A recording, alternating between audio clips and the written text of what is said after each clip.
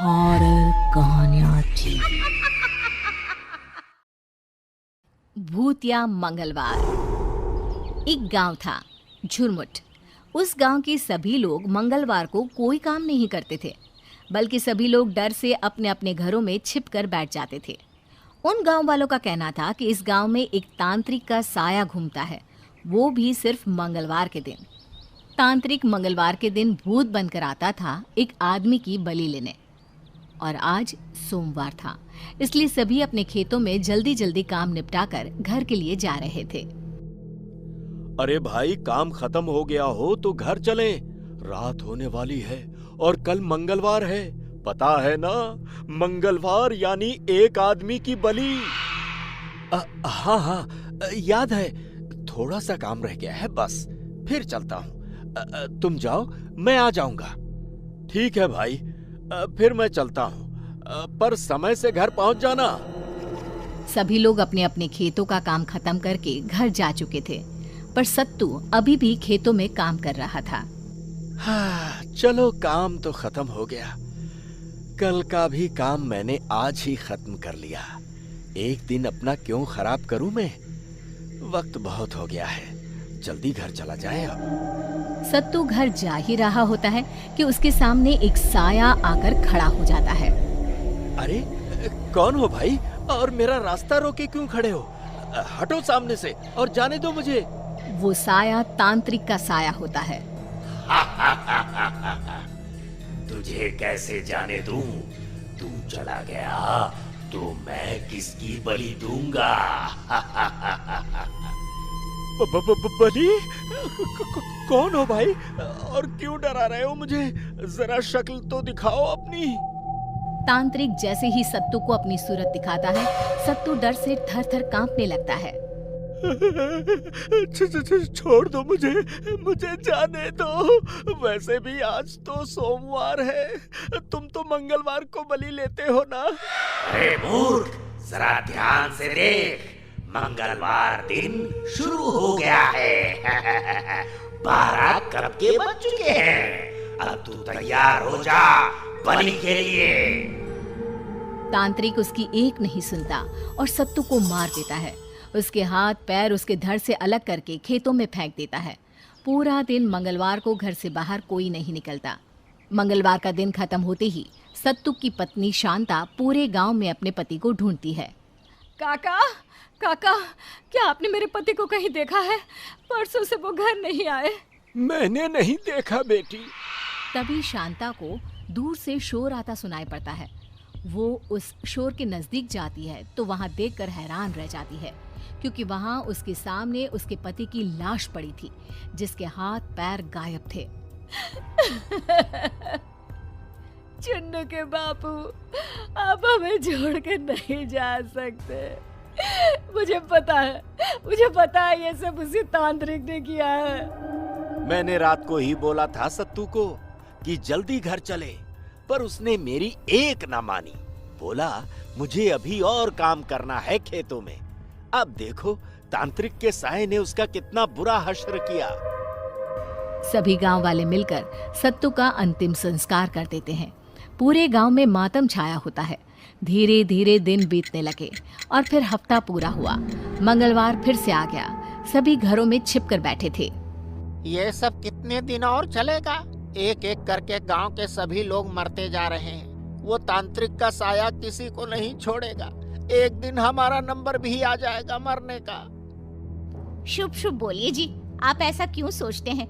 जब तक हम मंगलवार के दिन अपने घर में हैं, तब तक वो हमारा कुछ नहीं बिगाड़ सकता।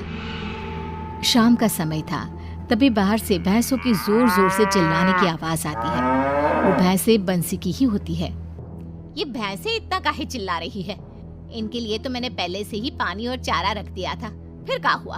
अरे भगवान, हो सकता है उनके नजदीक कोई सांप हो। ये गांव है, खुले में सांप बिच्छू तो घूमते ही रहते हैं। अब क्या करें? कहीं भैंसों को काट लिया तो? इन्हीं भैंसों का दूध बेचकर ही तो हम अपना घर चलाते हैं। मुझे बाहर जाकर देखना होगा। आज मंगलवार है और आप बाहर जाने की बात कर रहे हैं। नहीं, मैं आपको बाहर नहीं जाने दूंगी। अरे सुषमा, ये जानवर भी तो हमारे ही घर के सदस्य हैं। उन्हें हम मुसीबत में कैसे छोड़ सकते हैं भला? हैं? बंसी अपनी पत्नी की नहीं सुनता और घर से बाहर आकर अपनी भैंसों को देखने लगता है। वहाँ उनके आसपास कोई नहीं होता। तभी बंसी की नजर तांत्रिक के साये पर पड़ती है। वो साया भैंसों की आड़ में ही था। उसी साये को देखकर भैंसें चिल्ला रही थी। आज मेरी बलि पक्की है। मैं बिना बलि लिए यहाँ से कैसे जा सकता हूँ? छोड़ दो मुझे जाने दो। मेरे छोटे छोटे बच्चे हैं, रहम करो मुझ पर। वहाँ दूर खिड़की से सुषमा ये सब देखकर जोर जोर से चिल्लाने लगती है। अरे गांव वालों, तांत्रिक से मेरे पति को बचाओ, नहीं तो वो मेरे पति की भी बलि चढ़ा देगा। पर उसकी आवाज सुनकर कोई भी अपने घर से बाहर नहीं निकलता। सभी खिड़की से खड़े खड़े तमाशा देख रहे थे। बस किसी की हिम्मत नहीं होती है बंसी को बचाने की। सबको अपनी जान की पड़ी थी। तभी तांत्रिक बंसी के धड़ से उसका सर अलग कर देता है। मार दिया उसने मेरे पति को, अब मैं जीकर क्या करूंगी? अरे ओ तांत्रिक, मुझे और मेरे बच्चों को भी मार दे। अभी नहीं, अगले मंगलवार को आऊंगा फिर से एक बलि लेने। तांत्रिक डरावनी हंसी हंसते हुए वहां से गायब हो जाता है। फिर से गांव में मातम छा जाता है। सुबह होते ही सभी गांव वाले सरपंच के पास जाते हैं। सरपंच जी, ये सब कब तक चलेगा? एक एक करके वो तांत्रिक सभी को मारता जा रहा है। सब पता होने पर भी हम हाथ पे हाथ रखकर कैसे बैठ सकते हैं?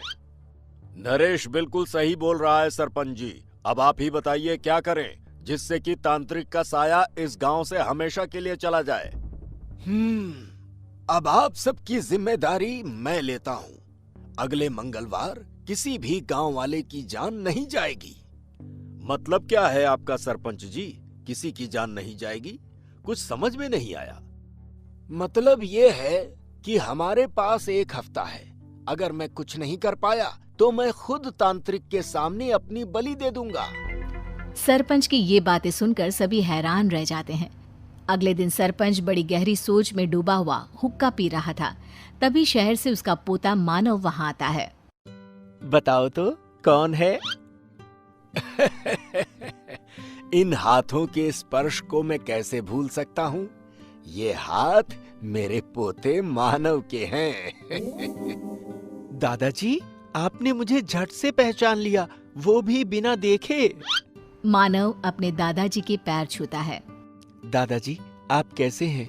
अच्छा पहले ये बताइए, मैंने देखा आप बड़ी गहरी सोच में बैठे हुए थे। ऐसा क्या सोच रहे थे कि मेरे आने की आहट भी आपने नहीं सुनी? हमेशा तो आप मेरी आहट से ही मुझे जान जाते थे। ऐसा कुछ नहीं है। अच्छा बताओ, मेरा मानव बेटा कैसा है? शहर का खाना खाने से तू कितना दुबला पतला हो गया है। मेरी बात दादाजी ने काट दी। मुझे लगता है जरूर कोई खास बात है जो दादाजी मुझे बताना नहीं चाहते। अच्छा दादाजी, मैं जरा अपने दोस्तों से मिलकर आता हूँ। मानव अपने दोस्तों से मिलने जाता है।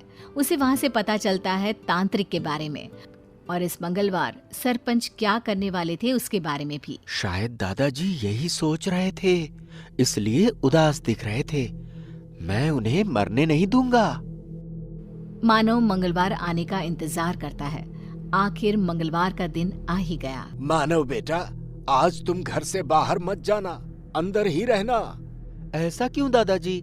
मैं तो जरूर जाऊंगा। अरे नहीं नहीं बेटा, तू अपने दादाजी की बात नहीं मानेगा क्या? दादाजी, मुझे सब पता चल गया है। आज उस तांत्रिक को आप नहीं, मैं दूंगा अपनी बलि। इतना बोलते ही मानव घर से बाहर चला जाता है। तभी उसके सामने तांत्रिक का साया आज इसे मेरे हाथों से कोई नहीं बचा सकता। जैसे ही तांत्रिक मानव को मारने के लिए हाथ उठाता है, मानव के शरीर से एक तेज रोशनी निकलकर तांत्रिक को पीछे धकेल देती है। ये क्या था? मैं इतना कमजोर क्यों महसूस कर रहा हूँ? और वो रोशनी कैसी थी? हाँ? मानव भी ये देखकर हैरान था। तभी उसे याद आता है कि उसने हनुमान जी का लॉकेट पहना है। ये सब उसी लॉकेट का चमत्कार है। अब ये लॉकेट ही हमें बचाएगा और इस तांत्रिक के साये को भगाएगा यहाँ से हमेशा के लिए। मानव जैसे ही वो लॉकेट तांत्रिक के सामने करता है, तांत्रिक डर के वहां से भाग जाता है और फिर कभी नहीं आता उस गांव।